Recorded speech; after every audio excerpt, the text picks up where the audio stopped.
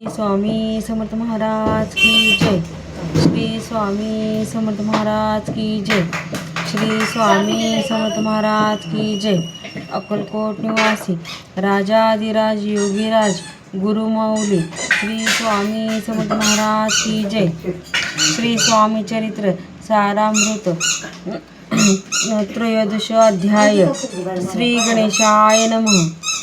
शुक्ल पक्षीचा शशिकार वाढे तैसा उत्तरत्र तैसे हे स्वामी चरित्र अध्याय वाढले. द्वादश अध्यायाचे अंती. श्रीपाद भट्ट बाळाप्पा प्रति कपट युक्तीने फसवू पाहते परी झाले व्यर्थची. खिन्न झाला चोळाप्पा म्हणे श्रींची पूर्ण कृपा. मज होणी तया बाळाप्पा प्रिय असे झाला वर्तले असे वर्तमान. बाळाप्पा एकनिष्ठ धरून स्वामी सेवा रात्रंदिन आदरे अत्यानंदे करतेसे. स्वयंपाकादिक करावयासी लज्जा वाटत नसे तयासी. तया ते एकसमयासी काय बोलती समर्थ निर्लज्जासी सनिध गुरु. कोण असे जाण निरत्तरू ऐसे बोलता सद्गुरु. बाळाप्पा मनी समजला अनेक उपाय करून शुद्ध केले बाळाप्पाचे मन. स्वामी विने दैवत अन्य नसेची थोर या जगी. सेवे कर्या माझी वरिष्ठ सुंदराबाई होती तेथ. तिने सेवकर्यास नित्य त्रास द्यावा व्यर्थची. नाना प्रकारे बोलवून करी त्यांचा अपमान. परी बाळाप्पावरी पूर्ण विश्वास होता तियेचा. परी कोणे एके दिवशी मध्यरात्रीच्या समयासी लघुशंक लागती स्वामीसी. बाळाप्पा ते उठवले. श्री ते धरुण्या करी घेऊनी गेले बाहेरी. पाहुण्या ऐशी परी बाई अंतरी कोपली म्हणे याने येऊन स्वामी केले आपणा आधीन. माझे गेले श्रेष्ठ पण अपमान झाला तैपासून बाळाप्पासी त्रास देत अहनिशी. गाराने सांगतात समर्थांसी बाई ते शब्दे ताडिती. अक्कलकोटी श्री समर्थ प्रथमतः ज्यांचे घरी येत चोळाप्पा विख्यात स्वामी भक्त झाला.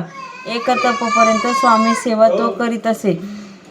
तयासी द्रव्यशा भूत असे सांप्रत लागली. दिवाळीचा सण येत राजमंदिरा माझी समर्थ राहिले असता आनंदात वर्तमान वर्तले. कोण्या भक्ते समर्थांसी अर्पिले होते चंद्रहारासी.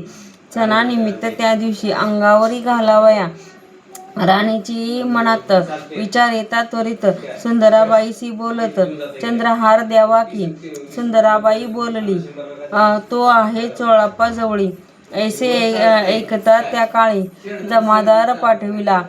गुंगुलाल जमादार चोळाप्पा जवळी ये सत्वर म्हणे द्यावा की चंद्रहार. राणी साहेब मागती.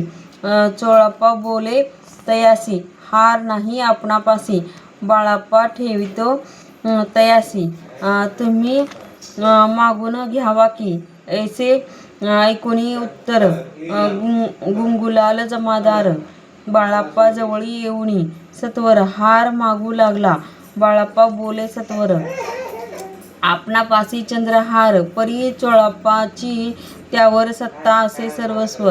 ऐसे ऐकुनी बोलणे जमादार पुसे चोळाप्पा कारणे. जवाब दिला चोळाप्पाने बाळाप्पा देती तरी घेईजे. ऐसे भाषण ऐकून जमादार परतून नृपमंदिरी येऊन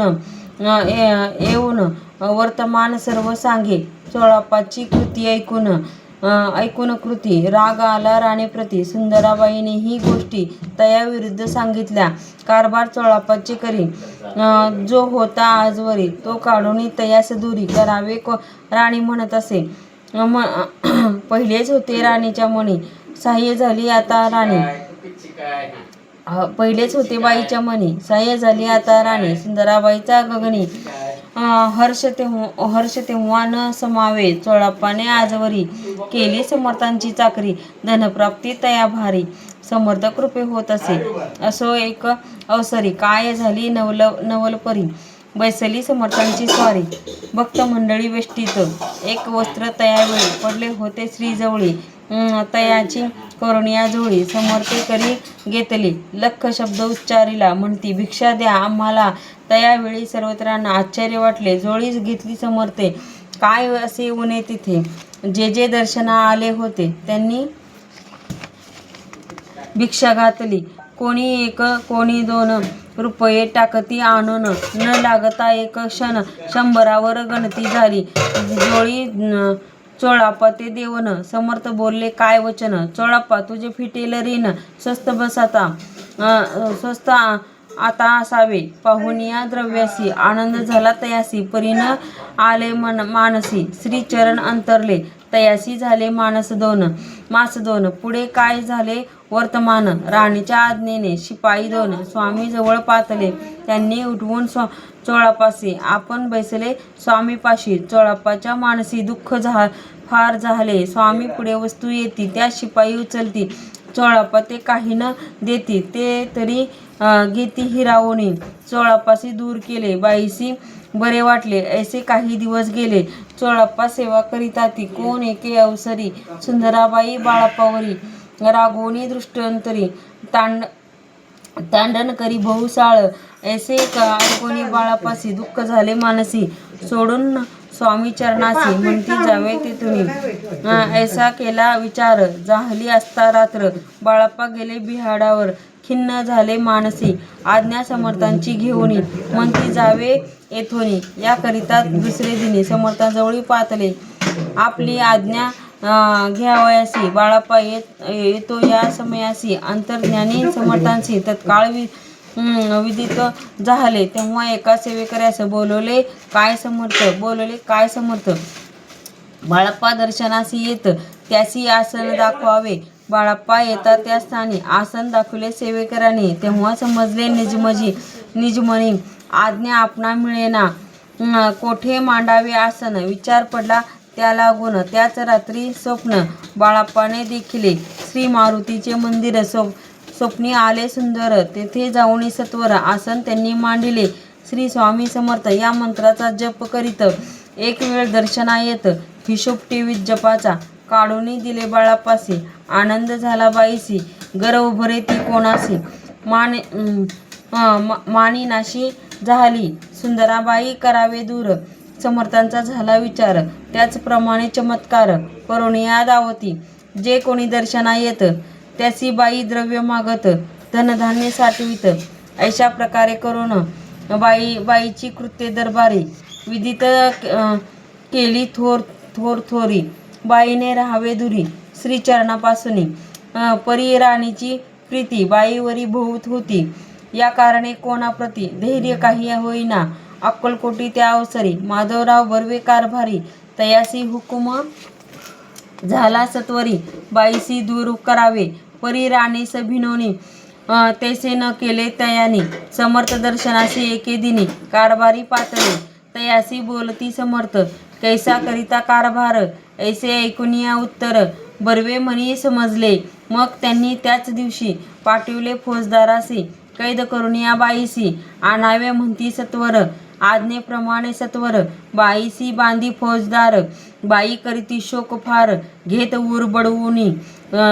फौजदारासी समर्थ काही एक शब्द न बोलत. कारकिर्दीचा अंत ऐसा झाला बाईच्या. स्वामीची या सेवेकरिता सरकारतुनी तत्वता पंच नेमूनी व्यवस्था केली असे न पराये. मग सेवा करावयासी घेऊनी गेले बाळाप्पासी. म्हणती देऊ तुम्हासी पगार सरकारतुनी. बाळाप्पा बोलले तयासी द्रव्यशा नाही आम्हासी. आम्ही निर्लोभ मानसी. स्वामी सेवा करू की. बाळाप्पाचा जप होता पूर्ण. एका भक्तास सांगून करविले श्रींनी उद्यापन. हिशोब जपाचा घेतला बाळाप्पाने चाकरी. एक तप सरासरी केली उत्तम प्रकारे.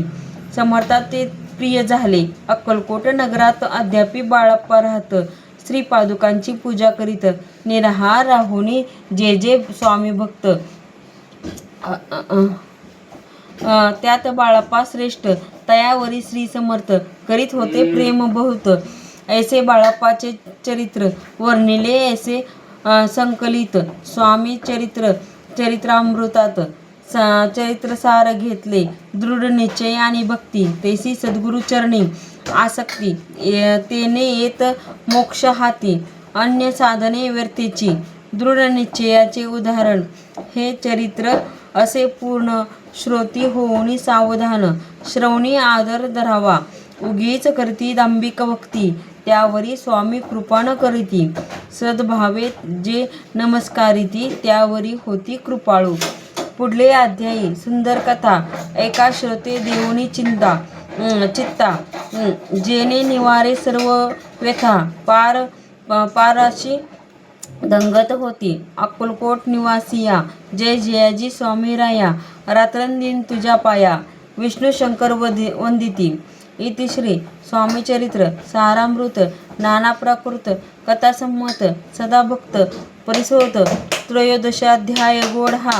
इति श्री स्वामीचरित्र सारामृते त्रयोदशाध्याय. श्री स्वामी चरणार्पणमस्तु. श्री भुवंतु श्री स्वामी समर्थ महाराज की जय. फलश्रुती या अध्यायाच्या वाचनाने उपासकाची नाम उपासना ही एकनिष्ठ भावाने वाढत जाते. श्री स्वामी समर्थ.